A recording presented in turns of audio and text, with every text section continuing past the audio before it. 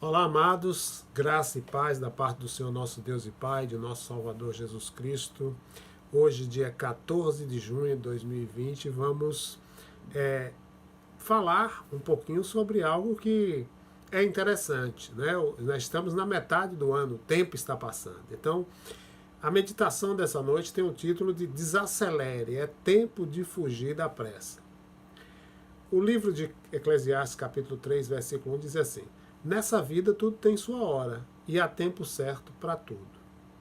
Então que o Senhor nosso Deus aplique ao meu coração e ao seu coração os princípios de sua palavra, né? E que o Espírito Santo possa instruir você, instruir a mim, à luz da palavra, fazendo com que nós, portadores da luz, sejamos cada vez mais comprometidos com o Senhor Jesus, dedicando todo o tempo da nossa existência para a glória dele. Pai, eu quero te agradecer por essa oportunidade e quero colocar diante de ti cada ouvinte e te pedir em nome de Jesus que cada um sinta esse desejo e sinta essa compreensão de como portador da luz deve viver, dedicando todo o tempo da sua existência para louvor da tua glória. Nós choramos em nome de Jesus. Amém. E graças a Deus. Então, Eclesiastes 3.1 diz assim, vou repetir. Nessa vida tudo tem sua hora, há um tempo certo para tudo. Então, estamos vivendo esses dias de pandemia, a reflexão sobre o valor da vida e do viver, na verdade, deveria estar mais latente na mente de cada ser humano. Só que o que a gente tem percebido é aquilo que está posto na palavra de Deus. A gente vê que as pessoas, em sua maioria, estão agonizando de ansiedade, depressão e outras psicoses e neuroses. Né? A gente vê líderes em vários níveis, dentre eles líderes políticos, líderes eclesiásticos, sedentos por dinheiro, sedentos por poder, usando o nome de Jesus em vão como falsos anticristos, né? E isso é descrito, inclusive, pelo apóstolo João em sua primeira epístola, né? E isso, amados, é triste, mas também é profético. Por quê?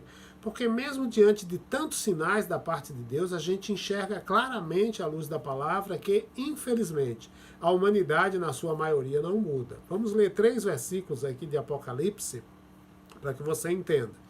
Apocalipse 6,16 diz assim: ele se escondiu em cavernas, nas montanhas, em covas nas rochas, pedindo às rochas e montanhas: abrigo, escondam-nos daquele que está sentado no trono e da ira do Cordeiro. Ou seja, boa parte da população sabe da existência de Deus, sabe do propósito de Deus em seu Filho, mas não quer se aproximar. Apocalipse 9, 20 e 21 diz assim: os homens e mulheres que sobreviveram, que não foram mortos por essas armas, continuaram com seu estilo de vida. Não mudaram de vida, não pararam de adorar demônios, não deixaram de dar o primeiro lugar aos ídolos de ouro, prata, bronze, pedra e madeira, que não podem ver, não podem ouvir ou se movimentar. Não havia o menor sinal de mudança no coração deles. Simplesmente continuaram em sua vida de assassinatos, idolatria, promiscuidade e desonestidade. E ainda em Apocalipse 16, versículo 9, a palavra de Deus diz assim: queimados e feridos, eles amaldiçoaram o nome de Deus, que era o responsável pelos desastres. Eles se recusaram a arrepender-se, recusaram-se a honrar a Deus. Então, em lugar do arrependimento e do reconhecimento de quem Deus é e de que o seu Filho Jesus há de voltar, a maioria prefere a desobediência obstinada. Só que, para alguns, né, os dias atuais são de busca de sabedoria, busca de discernimento a respeito do tempo. Né? Eu quero refletir com você exatamente sobre esse momento atual, pois o que está por vir há de vir. E a gente não deve ser surpreendido. Antes a gente deve vigiar a luz do Espírito, né? Andando na luz e superando os obstáculos. E um desses obstáculos hoje, que é o que vamos ver, é a pressa. E Jung, um psiquiatra alemão, ele disse uma coisa interessante. Ele diz: dizem que a pressa é coisa do diabo. Na verdade, a pressa é o próprio diabo. E pensando em pressa, uma das primeiras máquinas a serem construídas pelo homem foi o relógio. Às vezes o tic-tac nos deixa neuróticos. A gente viu aí na ambiência da política, alguns meses atrás, né, alguns personagens usando o sinalzinho do relógio, tic-tac para algumas pessoas, mostrando que o fim de tais pessoas possivelmente estaria chegando. E o relógio foi inventado, na verdade, para nos permitir administrar o tempo. Só que às vezes esse tic-tac, né, acaba nos deixando nervosos. Agora, precisamos entender que de todas as dádivas que o Senhor nosso Deus nos dá, certamente a mais preciosa é o tempo. Os segundos, os minutos e os anos são todos peças da nossa vida que são montadas e prontas para o nosso uso, né, no serviço do Senhor. A nossa vida, ela é tão preciosa, ela escorre tão rapidamente, né, na linha do tempo, e ela é tão preciosa que quando nós devolvemos a nossa vida a Deus, os anjos se põem a exultar, né, glorificando, aleluia, aleluia. Então, mesmo assim, a gente não pode dedicar a nossa vida a Deus somente por um espaço de tempo, com vistas a ter um assunto resolvido de uma vez para sempre. Na verdade, a gente precisa entregar a nossa vida ao Senhor, né, segundo após segundo. Para isso a gente tem que fazer o quê? Para isso a gente tem que santificar os dias da nossa vida. E como? A principal coisa que a gente deve fazer é quando a gente perguntar ao Senhor Jesus, né, aquele que habita em nós, o que a gente deve fazer uma pergunta objetiva. E geralmente a pergunta que se faz é: o que quer que eu faça na vida? Só que a pergunta deve ser outra. O que quer que eu faça hoje? Tá? O relógio da nossa vida, ele pertence a Cristo, e cada tic-tac, né, nos convoca que a gente entregue a nossa vida para louvor e glória do seu santo e excelso nome. Se, por exemplo, você tem um relógio na cozinha, ou você está com um relógio no pulso, ou você usa o seu celular para verificar as horas, né? E se cada um desses instrumentos pudesse falar, ele possivelmente iria dizer o seguinte: olha, atente bem, eu estou aqui sempre presente em sua vida para te aconselhar, seja de dia, seja de noite, pois cada tic-tac que dou reduz o tempo que te resta para viver. Precisamos refletir, né? Jesus, por exemplo, na sua encarnação, ele sabia que seu tempo na terra era limitado. Em João capítulo 2, versículo 4, ele diz: a minha hora ainda não chegou. Ainda em João 5, versículo 25, ele diz: está chegando a hora, e já chegou. E ainda em Mateus capítulo 16, versículo 3, a parte B, ele diz: se para vocês é fácil a previsão do tempo, porque vocês têm dificuldade para interpretar os sinais dos tempos. Estamos vivendo tempos de sinais, né, extremamente claros a respeito da soberania de Deus. O apóstolo Paulo também, ele era consciente sobre a sua limitação em relação ao tempo. Em 2 Timóteo, capítulo 4, versículos de 6 a 8, ele diz assim: assuma o comando, porque estou para morrer. Minha vida é uma oferta no altar de Deus. É a única corrida que vale a pena disputar. Tenho corrido com esforço até o fim, conservando a fé por todo o caminho. Tudo que existe atrás de mim agora é a ovação, o aplauso de Deus. Submeta-se a isso, pois ele é um juiz honesto. Ele vai fazer o que é certo não apenas para mim, mas para todos os que estão ansiosos por sua vinda. Então o apóstolo Paulo nos deixa extremamente claro que só pela obediência no momento certo e no tempo devido, ou seja, em todo o tempo, né, a gente vai ter um modelo de vida que faça sentido, que tenha significado. A questão não é simplesmente a gente viver, mas oferecer nossos dias como oferta viva, sacrifício vivo diante do trono do Senhor. O tempo, portanto, amados, ele pode ser tanto um amigo, como pode ser um inimigo de nossa vida e da nossa relação com Jesus. A gente não pode resumir a nossa vida em pressa, em preocupação e depois em sepultamento. Essas três palavras, elas vão definir o quê? Que há uma superficialidade em tudo, inclusive na nossa vida e na nossa relação com Deus. Esses dias de isolamento, a igreja parou por conta da pandemia. Isso no sentido quatro paredes, né? Ela não parou no sentido da espiritualidade. Eu estou aqui, você está aí, nós estamos unidos, a unidade do corpo está expressa nesses momentos.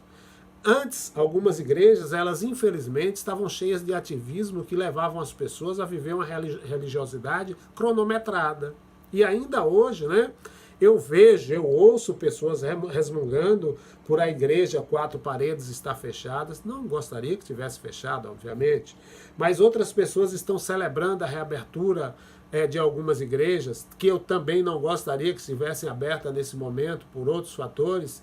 Mas há outros interesses por essa reabertura, né? Então, a gente percebe que as pessoas elas estão viciadas em ativismo. O tempo todo nós sabemos, amados, no fundo do nosso coração, que a adoração que nos é proposta é mais profunda, é mais relevante, né? Do que... e nos convoca a viver não mais nós, mas Cristo em nós. E isso independe do espaço 4 paredes. Por quê? Se a igreja é apressada, vai gerar cristãos apressados. Cristãos apressados vão gerar discípulos apressados. Discípulos apressados vão tornar a igreja apressada. Isso se torna um ciclo, não é? Todos acabam prestando culto a quem? A Deus. E passam a chamar o tempo de Deus. É tempo da gente enxergar esse erro. Permita, portanto, que o tempo, né, se renda à busca das profundezas de Deus. Deus não usa relógio. A gente só aprende sobre o Senhor na solitude, em comunhão demorada com Ele. Aprenda isso e seja livre dessa tirania da pressa. É tempo de avaliar a pequenez da nossa fé, confessando a Cristo a nossa obediência, muitas vezes, ou na maioria das vezes, não a Ele, mas à pressa, ao tempo, ao relógio. Troque, portanto, a pressa, a preocupação, o sepultamento, por algo mais sublime. Apegue-se às coisas. Apegue-se às pessoas, apegue-se à palavra, apegue-se aos pequenos detalhes da sua existência e demore-se diante desses detalhes. Delicie-se, saboreie cada tic-tac da sua vida, mergulhando nas profundezas de Deus. E se pergunte, seja sincero, qual é a possibilidade de você agradar ao Deus Todo-Poderoso, chegando apressado em sua soberana presença? Você vai conseguir agradar a Deus? Louvores apressados, orações apressadas para voltar não sei para onde, correndo para casa, desejando correr para outros lugares. Isso é um modo de viver atropelado, submisso ao tempo. Deus, amados, não se agrada de nossa pressa preocupada e santificada. Se você vivenciava ou está vivenciando essa forma de adorar, né, tanto antes do isolamento como agora, é tempo de mudança. O Senhor está nos dando essa oportunidade para mudança. Então, amados, é tempo de reduzir o ritmo, viver tranquilo na adoração. É fácil perceber que, infelizmente, as igrejas gostam de barulho. Sabe por quê? As igrejas têm medo de silêncio. Por que elas têm medo de silêncio? Porque o silêncio inquieta a gente. E sabem por que nos inquieta? Porque a gente tem dificuldade de se relacionar com uns com os outros e de ficarmos juntos no silêncio. Então parem, amados. Acordem, despertem, saiam desse frenesi louco, aprendam que quando ficamos em silêncio diante de Deus, é que na verdade aí a gente vai conseguir enxergar a Deus. Aprenda também que quando ficamos na solitude com Deus, né, no silêncio, é para que sejamos abençoados por Ele. Nosso tempo com Deus não deve ter relógio de ponta. A gente não deve cronometrar esse momento. Ah, estou orando tantas horas. Oh, amados, orei tantas horas hoje. Isso é hipocrisia. Então, reflita sobre isso, tá? Diante de tudo isso, como é que a gente vai definir o tempo? Existem 2 palavras gregas que definem, né? Cronos e kairos. O que é o cronos? Cronos é o tempo medido pelo relógio, segundos, minutos, décadas, séculos, passado, presente, futuro, foi, é, será. Então, cronos é a dimensão do tempo humano. Já kairos é o tempo como substância, não há sequência, não se divide. Esse tempo é a pura existência, é ser. É a dimensão do tempo segundo Deus. E quase todos nós passamos a vida servindo a Cronos. Vivemos fugindo dele, nos entregando a ele, o relógio dita o nosso ritmo de vida, nos enclausura numa gaiola das nossas agendas, dos nossos prazos, dos nossos compromissos. Só que viver nas profundezas de Deus é trocar a nossa dimensão de tempo. O Senhor nos exorta e nos convoca para que façamos isso. Mudemos do Cronos para o Kairos. Por quê? Porque no Cronos a vida nos empurra para frente, nos empurra. Mas no Kairos o tempo não avança. Quem vive no Kairos aprendeu que, como o próprio Deus, é permanente. Não olha para o passado, é atemporal, fixa seu olhar na esperança do futuro. No Kairos, amados, por não haver passado, a gente não é pressionado a fazer mais, a planejar mais, a realizar mais, mas fazer tudo na medida e no tempo de Deus. Kairos é a existência do ser, o eu sou, né, de toda a existência. Quando Jesus, por exemplo, ele cita a experiência de Moisés ali na sarça ardente, em Marcos capítulo 12, versículo 26, Deus não disse a Moisés, Moisés, eu fui, ou eu serei o Deus de Abraão, o Deus de Isaac, o Deus de Jacó. Mas ele disse assim, eu sou o Deus de Abraão, o Deus de Isaac e o Deus de Jacó. Então, amados, Deus é o tempo presente, é esse momento. Afirmar que ele era ou será, aprisiona, né, o Senhor nosso Deus na dimensão do Cronos. Tanto Paulo, o apóstolo, quanto Tiago nos ensinam, né, como mudar de dimensão. Como fazer isso? Paulo diz em Efésios 5, 15 e 16, acordem, ressuscitem para a nova vida, e Cristo mostrará a luz para vocês. Portanto, olhem por onde andam, usem a cabeça, aproveitem ao máximo cada oportunidade. Vivemos tempos difíceis. E Tiago, capítulo 4, de 13 a 16, nos mostra que o tempo pertence ao Senhor nosso Deus. E agora tem uma palavra para os que têm a audácia de dizer, hoje ou amanhã iremos para tal cidade e lá ficaremos um ano. Vamos abrir um negócio e ganhar muito dinheiro.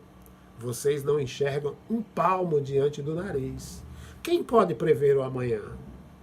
Vocês são como neblina, que se vai logo que o sol começa a brilhar. Em vez disso, caiam na realidade e aprendam a dizer, se Deus quiser, estaremos vivos e faremos isto ou aquilo. Versículo 16 e 17. Vocês estão cheios de vocês mesmos. Toda essa arrogância é maligna. Na verdade, saber fazer o que é certo e não fazer é pecado. Então, amados, é tempo de mudar de fuso horário.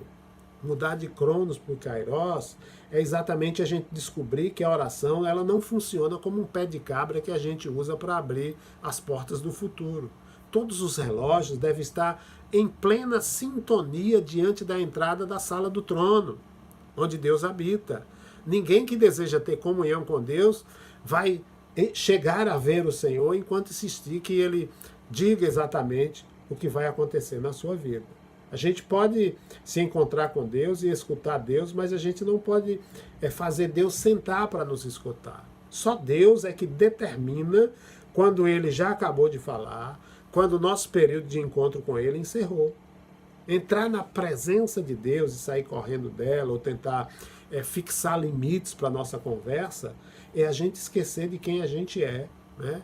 E com quem a gente está falando. A gente tem um privilégio, amados. A gente tem um privilégio de ter um encontro marcado com Deus. Então devemos deixar de lado todos os horários marcados. Eles não são relevantes quando a gente está na presença do Rei. Na história da igreja, a maior parte das pessoas que escreveram sobre oração não eram pessoas que estavam envolvidas em intercessão.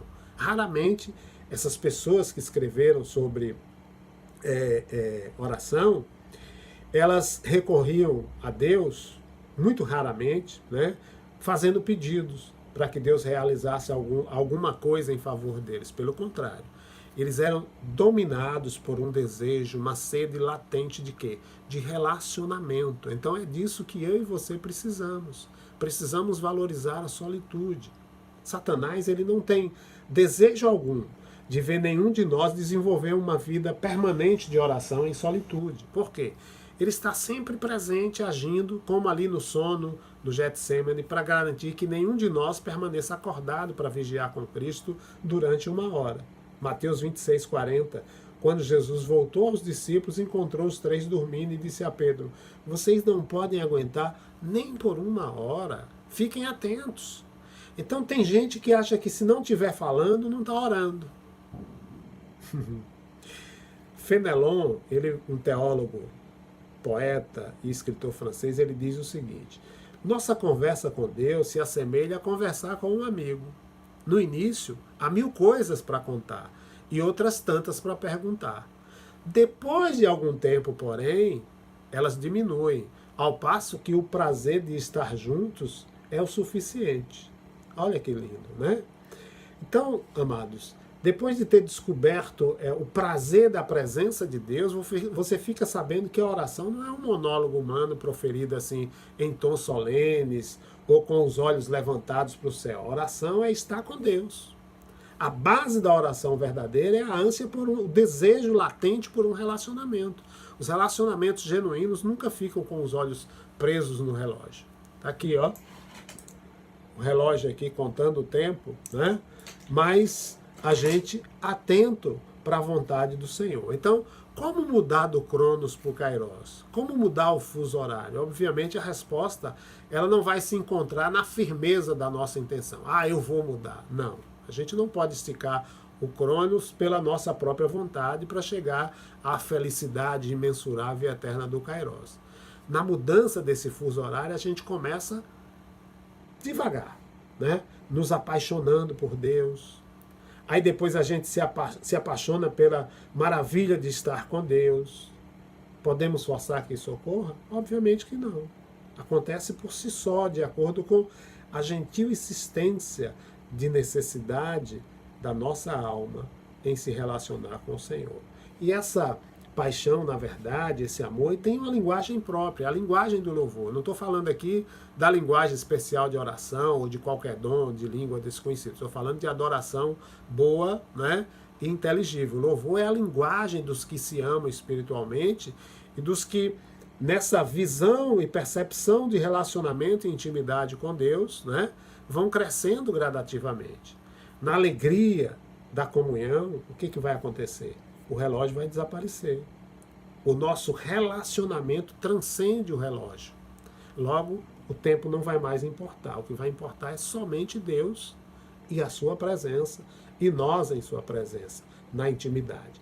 Então, as pessoas que chegam a Cristo para conhecer a Cristo se aprofundam cada vez mais. Ninguém se queixa de que os horários de oração e de apelo são prolongados demais. Deus está na terra. A igreja está viva na presença dele. Ninguém quer que a glória da presença do Senhor termine quando entra nessa dimensão da intimidade. Eu vejo, né, e via, esses dias não, mas eu via, né, no cotidiano, pessoas nas igrejas com o tempo todo olhando para o tempo, para o relógio. A mensagem era de Deus para aquele que ali estava. Mas o aprisionamento do tempo para fazer o quê? Né? Porque não há nada melhor do que estar na presença de Deus. Temos que aprender a administrar os nossos dias. Antes, durante e depois da pandemia, todos os dias, né, a gente é contemplado com 86.400 segundos. A gente é contemplado com 8.760 horas por ano. E já que nos foi confiado esse bem tão precioso chamado tempo, a gente deve ter consciência de que esse tesouro, uma vez gasto, ele não pode mais ser reposto, né? E desse modo, a nossa administração das horas precisa ser definida, e definida por verdades fundamentais. Uma delas é que, obviamente, a gente não é dono dos nossos dias. Tiago nos faz lembrar que nossa vida é breve, é curtíssima. Nós lemos lá, Tiago capítulo 4, o versículo 14, ele diz: que é a vida? Vocês são como a neblina que aparece por um pouco de tempo e depois se dissipa. Então a gente precisa reconhecer de maneira clara que Jesus está para voltar. E que no momento da chegada, todo o ponteiro de relógio vai cessar. Todos os dispositivos de contagem do tempo vão se tornar inúteis. Todos os relógios terão os ponteiros amputados. Os mostradores vão derreter, vão escorrer. Então, o tempo, esse tirano que nos apressa a vida inteira, já não vai ser o nosso dono. Então, vamos nos encontrar com Jesus, cuja própria vida nos ensinou que meros prazos são motivos bem insignificantes para a gente viver. Decida-se viver nessa dimensão. Segunda coisa, a gente tem que ser fiel na administração de todos os bens e de todas as dádivas que o Senhor nos dá. A gente precisa entender que tudo é dele, inclusive os nossos dias. Terceira coisa é que o supremo propósito do cristão é único. glorificar a Deus. Então, louvar ao nosso Deus, louvar ao nosso Salvador exige que a gente pare de olhar para nós mesmos e que a gente possa ver os céus abertos, que a gente possa contemplar os serafins exclamando: Santo, Santo, Santo é o Senhor dos Exércitos. Que você possa, então, quebrar seu espelhinho, né? Pois, para além da sua escravidão ao espelho ou ao relógio, encontra-se a vastidão, a dimensão da glória de Deus. E nela você vai ver o Senhor, que é alto e sublime, e vai desejar louvá-lo. Então a glória do Senhor vai livrar você para sempre do seu ego. Usar o tempo, amado, sem levar Deus em conta, é na verdade perder tempo. Que a gente corra para agradar o relógio, quer a gente viva meramente como escravos das exigências do tempo, a gente deixa de compreender que a pressa, ela não substitui a utilidade projetada da nossa vida.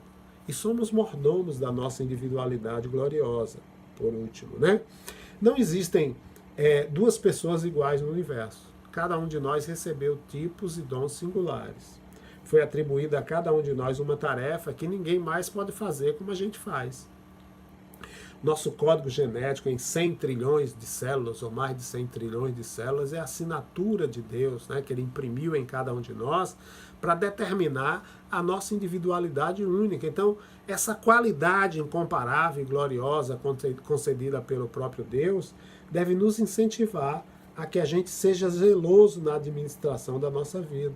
Nossa autoestima, ela nunca deve ser um trampolim para a arrogância. Por outro lado, a gente deve empregar nossos dias de tal maneira que nosso controle de tempo nos permita entrar na eternidade com aquele lindo elogio de Cristo. Muito bem, servo bom e fiel. Está descrito lá em Mateus 25, 21. Concluindo, amados, uma palavra final a respeito dessa tirania insana da pressa é importante para nós, porque quase todos nós vivemos a vida servindo a algum tipo de instituição. Pode ser uma igreja, pode ser uma faculdade, um hospital, uma escola. E nesses locais a nossa vida ela vai ser dirigida por cronogramas, por prazos, por fórmulas, por programas de grupo. Então, em resumo, são restrições que são impostas pelo relógio, né? Controlando o tempo. Só que o cristão, que quer uma vida profunda no amor de Cristo, não deve permitir que o relógio de ponto, ou que a folha de pagamento, destrua o santo lazer maravilhoso de experienciar a solitude da intimidade com o Senhor, mediante o qual a gente faz uma amizade mais plena com Deus. Ser discípulo piedoso significa transcender o tempo, transcender o relógio, pois estar com Deus exige que a gente entregue a vida para ser alguém que espera em Deus, né? Pelo alegre prazer da sua companhia. Então reflita sobre isso. E para finalizar, amados, eu vou contar uma pequena história que eu trouxe até esses dias, eu acho que foi segunda ou terça-feira, não lembro, que é a história de um sapateiro. Ela mostra como esse sapateiro administrava a sua vida sem pressa. A história começa assim. Houve uma vez um rei que governava seu pequeno país com justiça e amor. Sem que os súditos soubessem, o rei se disfarçava ao entardecer e circulava pelas ruas da cidade a fim de entender a vida segundo a perspectiva do povo. Certa noite, caminhando disfarçado, o rei foi atraído a uma choupana singela. As portas e as janelas estavam escancaradas e lá dentro havia um homem mais ou menos robusto que comia e cantava com voz possante. Batendo à porta, o rei perguntou: "Aqui tem boas-vindas para um hóspede?" "Um hóspede é uma dádiva de Deus", exclamou o homem. "Entre, por favor, e coma comigo." O rei sentou-se e começou a comer a refeição muito simples, porém substancial que havia na mesa. E os dois homens conversaram muito à vontade e imediatamente sentiram um vínculo entre eles. Finalmente o rei perguntou: "Qual é a sua profissão, meu amigo?" "Sou sapateiro", veio a resposta entusiasmada. "Todos os dias pego minha caixa de ferramentas, circulo pela cidade, consertando os sapatos das pessoas. Elas me dão algumas moedas que guardo no bolso. Fim do dia, gasto tudo para comprar minha refeição da noite." "Você gasta todo o seu dinheiro todos os dias?" perguntou incrédulo o rei. "Não faz poupança para o futuro? Como será seu amanhã?" O amanhã, meu amigo, está nas mãos de Deus, disse o sapateiro, rindo feliz. Ele proverá e eu o louvarei dia após dia. Antes de partir naquela mesma noite, o rei pediu licença para voltar na noite seguinte. Você sempre será bem-vindo, meu amigo, respondeu o sapateiro amigavelmente. No caminho para casa, o rei elaborou um plano para pôr à prova o humilde sapateiro. Na manhã seguinte, fez uma proclamação e proibiu o conserto de sapatos sem autorização oficial. Quando voltou na noite seguinte, viu que o sapateiro estava alegre e comendo e bebendo. O que você fez hoje, caro amigo? Perguntou o rei, fingindo não estar surpreendido. O sapateiro disse: quando fiquei sabendo que nosso rei gracioso emitiu uma proclamação que proíbe o conserto de sapatos sem autorização oficial, fui ao poço, tirei água e a levei à casa das pessoas. Elas me deram algumas moedas que coloquei no bolso e saí para gastar com esses alimentos. Venha, coma, há bastante para todos. Você gastou tudo? Perguntou o rei. O que acontecerá se não conseguir tirar água amanhã? O que fará então? O amanhã está nas mãos de Deus, exclamou o sapateiro. Ele proverá e eu, seu humilde servo, o louvarei todos os dias. Na manhã seguinte, o rei resolveu pôr seu novo amigo à prova outra vez. Enviou seus arautos pelo país inteiro para anunciar que era ilegal uma pessoa tirar água para outra. Naquela noite voltou para visitar o sapateiro e viu que estava comendo e bebendo e desfrutando a vida como antes. Fiquei preocupado com você essa manhã quando ouvi a proclamação do rei. O que você fez? Quando ouvi o novo edito do nosso bom rei, saí para cortar lenha. Depois de ajuntar um fardo, levei-o à cidade e vendi. As pessoas me deram algumas moedas. Coloquei-as no bolso e depois do fim do serviço gastei tudo em comida. Comamos. Você me deixa preocupado, disse o rei. O que acontecerá se não conseguir cortar lenha amanhã? O amanhã, meu bom amigo, está nas mãos de Deus. Ele proverá. Cedo na manhã seguinte, os arautos do rei proclamaram que todos os lenhadores deviam apresentar-se imediatamente ao palácio para servir no exército do rei. O sapateiro, que virara lenhador, apresentou-se obedientemente e recebeu treinamento durante o dia todo. Fim do dia, não recebeu pagamento, mas teve licença para levar sua espada para casa. A caminho do lar, entrou numa casa de penhores, onde penhorou a espada. Em seguida, comprou alimento, como de costume. Chegando a casa, pegou um pedaço de madeira e fez dele uma lâmina, uma imitação da espada, recolocando a nova espada na bainha. Quando o rei chegou naquela noite, o sapateiro lhe contou a história inteira. O que acontecerá amanhã se houver uma inspeção de espadas? Perguntou o rei. O amanhã está nas mãos de Deus, respondeu o sapateiro com calma. Ele proverá. Na manhã seguinte, o oficial encarregado tomou o sapateiro pelo braço e disse: hoje você vai servir de algoz. Esse homem que você vê foi condenado à morte, decapite-o. Sou um homem brando, protestou o sapateiro. Nunca machuquei ninguém em toda a minha vida. O oficial gritou: você cumprirá as nossas ordens. Enquanto caminhavam até o local da execução, a mente do sapateiro fervilhava. Com o prisioneiro ajoelhado à sua frente, o sapateiro segurou o punho da espada numa das mãos, estendeu a outra aos céus e orou em voz bem audível. Deus Todo-Poderoso, somente tu podes julgar os inocentes e os culpados. Se esse prisioneiro for culpado, que minha espada seja bem afiada, e fortes sejam os meus braços. Se, porém, ele for inocente, que essa espada seja feita de madeira. Comovido, o sapateiro desembaiou a espada, os espectadores ficaram atônitos ao ver que a espada era de madeira. O rei, que observava os acontecimentos à distância, correu até seu amigo e revelou-lhe sua verdadeira identidade. E disse: a partir de hoje, você virá morar comigo, você comerá da minha mesa, eu serei o hospedeiro e você será meu convidado. O que você diz disso? O sapateiro deu um sorriso largo. Então, amados, esse sapateiro era eterno dependente do Senhor. não vivia a tirania da pressa. Ele vivia na dimensão do Salmo 118, verso 24, que diz que esse é o dia que o Senhor nos deu. Portanto, alegremos-nos nele, celebremos ele, regozijemos-nos nele e vivamos para o Senhor. Que eu e você possamos aprender lições como essa, a partir dessas lições, possamos aprender na porção da palavra orientada pelo Espírito Santo para a nossa vida, e possamos não somente aprender, mas viver a obediente submissão àquilo que temos aprendido. Ok? Pai querido, eu quero te louvar por essa oportunidade. Quero te agradecer em teu Filho Jesus por ter sido separado para trazer essa reflexão nessa noite.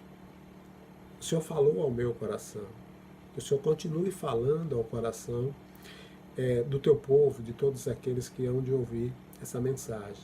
E aqueles que ainda precisam, estão na dimensão de serem convencidos pelo Espírito Santo do pecado, da justiça e do juízo, que sejam abraçados por ti ao ouvirem essa mensagem e que reconheçam a necessidade de fugir do corre-corre e viver sob o descanso do jugo suave de Cristo Jesus, teu Filho.